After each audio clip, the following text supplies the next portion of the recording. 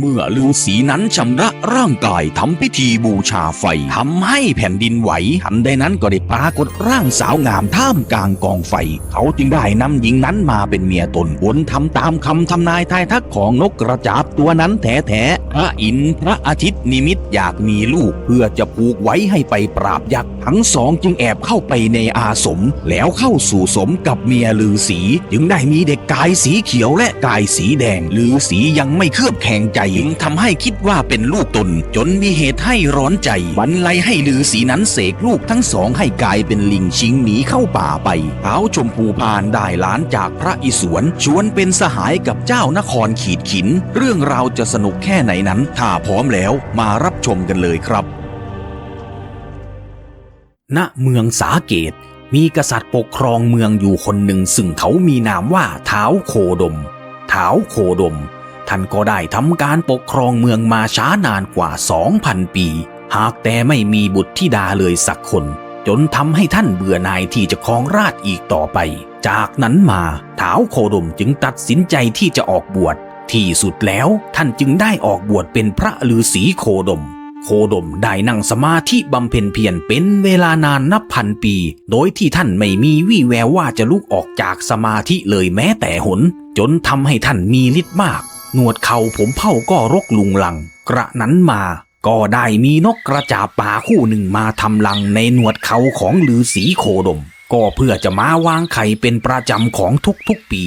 นกกระจาบสองผัวเมียนี้ก็ได้ทำรังอาศัยอยู่บนหนวดเคราของฤาษีโคดมเรื่อยมาจวบจนวันหนึ่งซึ่งนางนกกระจาบตัวเมียได้ออกไข่ก็ทำให้นกกระจาบตัวผู้มีหน้าที่ออกไปหาอาหารมาให้เมียตนนกกระจาบตัวผู้ก็ได้บอกให้เมียตนอยู่เฝ้ากกไข่ที่รังรอตนอยู่ตรงนี้ส่วนตนนั้นจะบินออกไปหาอาหารมาให้เองนกกระจาบตัวผู้ก็บินจากไปเพื่อหาอาหารมาจุนเจียเมียของตนจนวนมาถึงสระบัวใหญ่อยู่ในป่าหิมพานต์นกกระจาบตัวผู้ก็ได้พบเห็นดอกบัวบานสะพรั่งเต็มสระน้ำที่ส่งกลิ่นหอมชวนให้หน้าจิกกินเขาจึงได้บินลงไปจิกกินเกสรดอกบัวในสระจนเพลิดเพลินอย่างเบิกบานสำราญใจแล้วทำให้เผลอลืมเวลาที่ล่วงเลยมาจวบจนจะพบค่ำเมื่อดวงอาทิตย์มิดมอดแสงกีบดอกบัวที่เบ่งบานรับแสงก็หุบลงจนทำให้นกกระจาบตัวผู้ที่หลงเพลิดเพลินเกินเวลา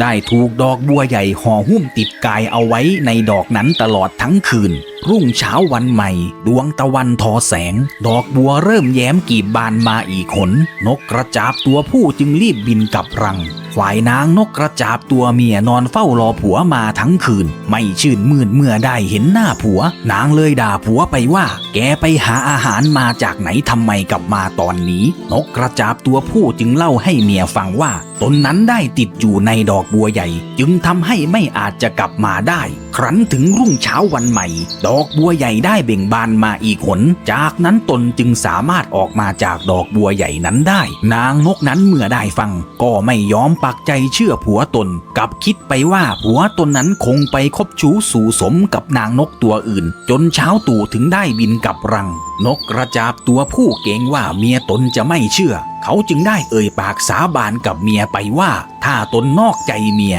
ก็ขอให้บาปทั้งหมดของฤาษีโคดมจงวนตกมาอยู่ที่ตนคนเดียวฤาษีโคดมได้ยินนกกระจาบสองผัวเมียพูดสาบานก็พานมีจิตคิดสงสัยเราอุตส่าห์ให้ที่อยู่พวกเจ้าไป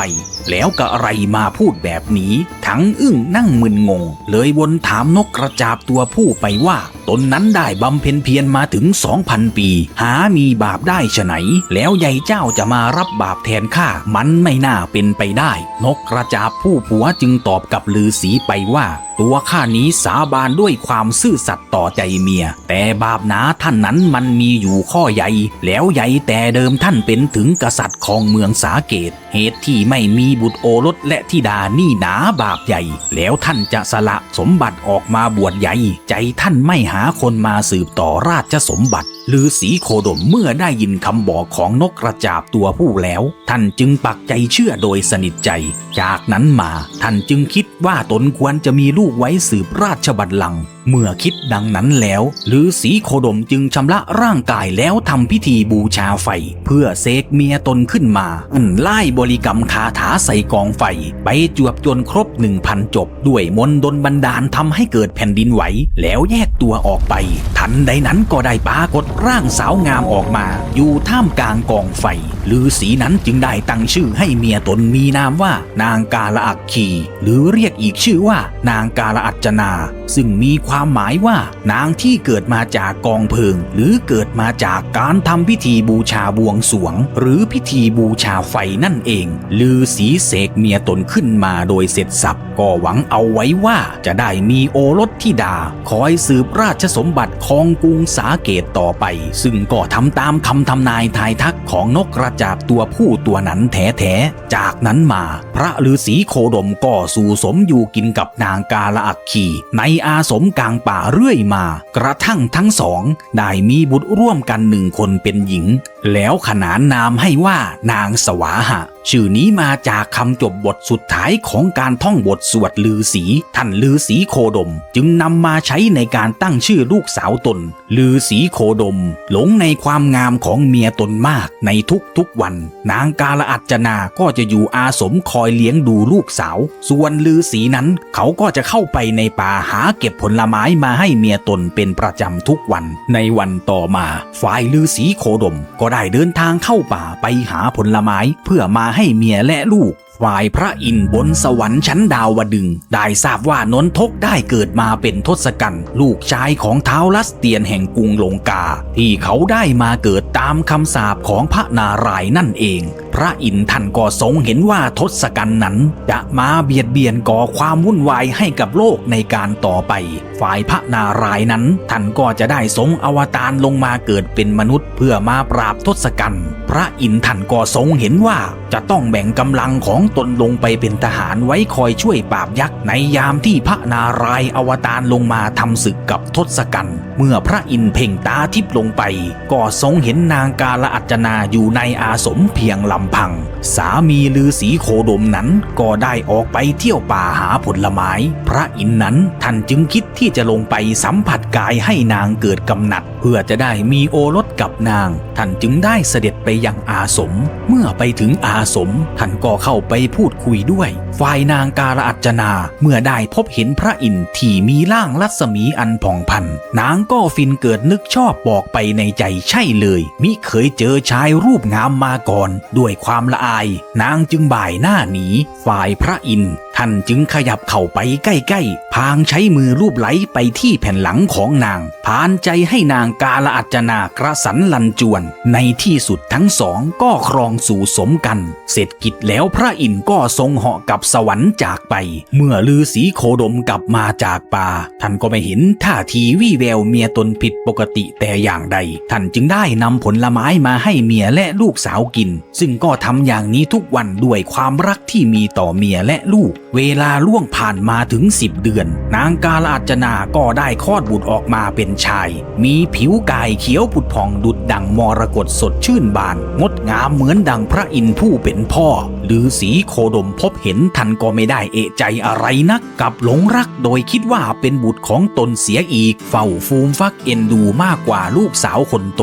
เช้าวันต่อมาฤาษีโคดมก็จะได้เข้าป่าไปหาเก็บผลไม้เช่นเคยก่อนจะออกเดินทางนั้นท่านได้สั่งให้นางกาลอัจจนาจงดูแลบุตรให้ดีจากนั้นท่านก็เดินเข้าไปในป่าเมื่อฤาษีลับเข้าไปในป่าได้ไม่นานนางกาลอัจจนาที่นั่งอยู่ในอาสมเหลือบสายตามองไปเห็นพระอาทิตย์เรืองแสงเลไรเหลืองอมแดงพระอาทิตย์ท่านทรงขับรถลอยผ่านท่ามกลางเวหานางกาลอัจจนาเกิดนึกชื่นชมดลใจนางจึงยกมือขึ้นอธิษฐานไหว้วานต่อองค์พระอาทิตย์พระอาทิตย์นิมิตจิตได้จึงส่องตาทิพย์ลงมาท่านจึงรู้ว่าเป็นนางกาลอัจจนาเทวีที่อธิษฐานตัวต่อตนด้วยความเสน่หาทำให้พระอาทิตย์คิดที่จะแบ่งฤทธิ์ลงมาช่วยพระนารายณ์เมื่อยามที่จะอวตารลงมาปราบยักษ์ ท่านจึงให้สารถีขับรถนำแสงไปก่อนส่วนตนจะเหาะวนลงมาหานางกาลอัจจนาที่อาสม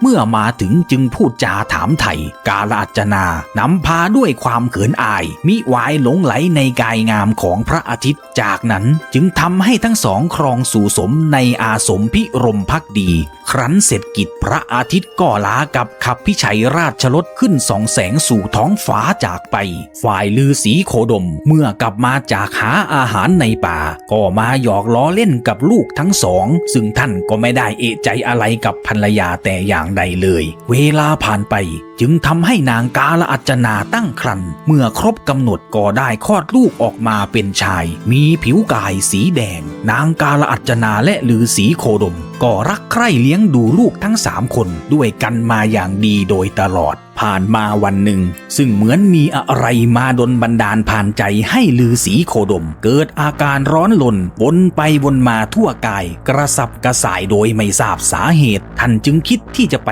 ส่งน้ำที่แม่น้ำว่าแล้วโคดมจึงอุ้มลูกชายคนน้อยที่เป็นลูกชายของพระอาทิตย์ที่มีกายสีแดงส่วนลูกชายคนกลางลูกของพระอินทร์ที่มีกายสีเขียวก็ให้ขี่หลังส่วนมือข้างซ้ายนั้นจึงจูงนางสวาหะเดินไปยังท่าน้ำฝ่ายนางสวาหะเกิดน้อยเนื้อต่ำใจที่พระบิดาทรงไม่ยอมอุ้มนางจึงเดินบ่นมาตลอดทางจนถึงท่าน้ำว่าอนิจจาหลงรักลูกคนอื่นชื่นมื่นช่างอุ้มชูแล้วให้ขี่หลังส่วนลูกแท้ๆของตนให้เดินจนเหนื่อยองค์พ่อนั้นหนามาหลงรักแต่ลูกคนอื่นลูกตนแท้ๆกับต้องให้มาเดินลำบากตรากต่ำฤาษีโคดมเมื่อได้ฟังนางสวาหะพูดเกิดคิดสงสัยจึงไต่ถามนางสวาหะไปว่านั่นลูกได้พูดอะไรหนอลองบอกพ่อมาสวาหะจึงบอกพ่อไปว่าตอนพ่อนั่นหนาออกไปเที่ยวหาอาหารในป่าตนเห็นแม่อยู่ในอาสมแม่นั้นได้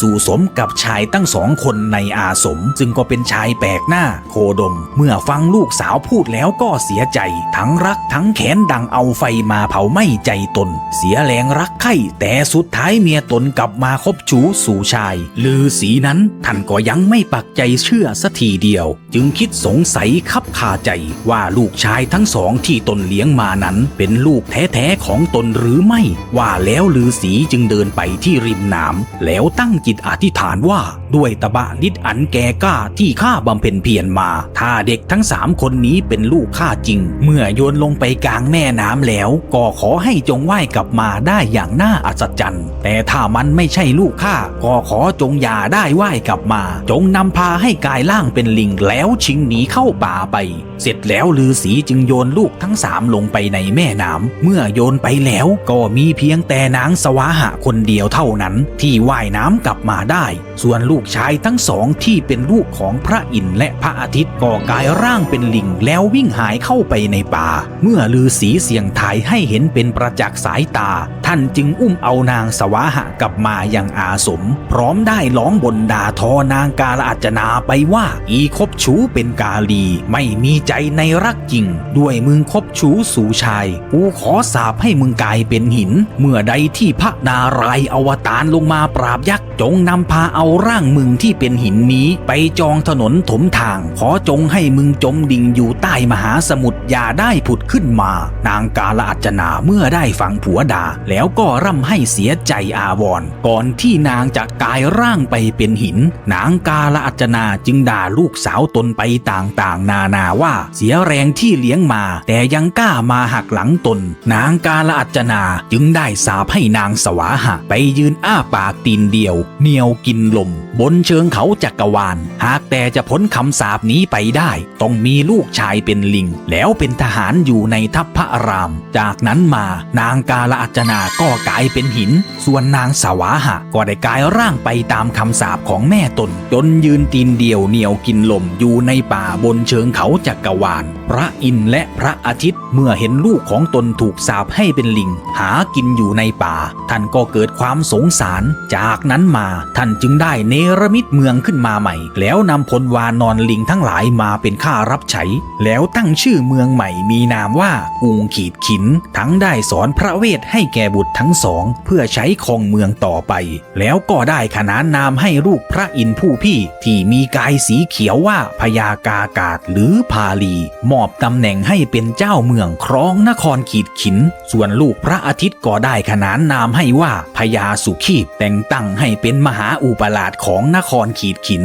ทั้งสองพี่น้องจึงครองนครขีดขินสืบต่อเรื่อยมาเพื่อรอคอยพระนารายณ์ที่จะอวตารลงมาปราบยักษ์ในภายภาคหน้าซึ่งทั้งสองก็ได้มีเพื่อนรักอยู่ที่ต่างเมืองชื่อว่าเมืองชมพูเจ้าเมืองชมพูก็มีนามว่าท้าวมหาชมพูท้าวมหาชมพูท่านเป็นผู้มีฤทธิ์มากเลยไม่หวาดเกรงใครใดๆในสามโลกหากแต่ท่านจะสักการะไหว้เทพอยู่เพียง2 องค์เท่านั้นก็คือพระอิศวรกับพระนารายณ์ท่านมีหลานน้อยคนหนึ่งที่ได้มาจากพระอิศวรซึ่งเขามีนามว่านินลพัทน์ที่เป็นลูกของพระการเทพแห่งเวลาเรื่องราวกำเนิดสุขีพาลีก็ขอจบลงเพียงเท่านี้หากชอบอย่าลืมกดติดตามกดไลค์กดแชร์หรือคอมเมนต์ติชมเข้ามาได้เพื่อเป็นกำลังใจให้กับผู้เล่าด้วยครับ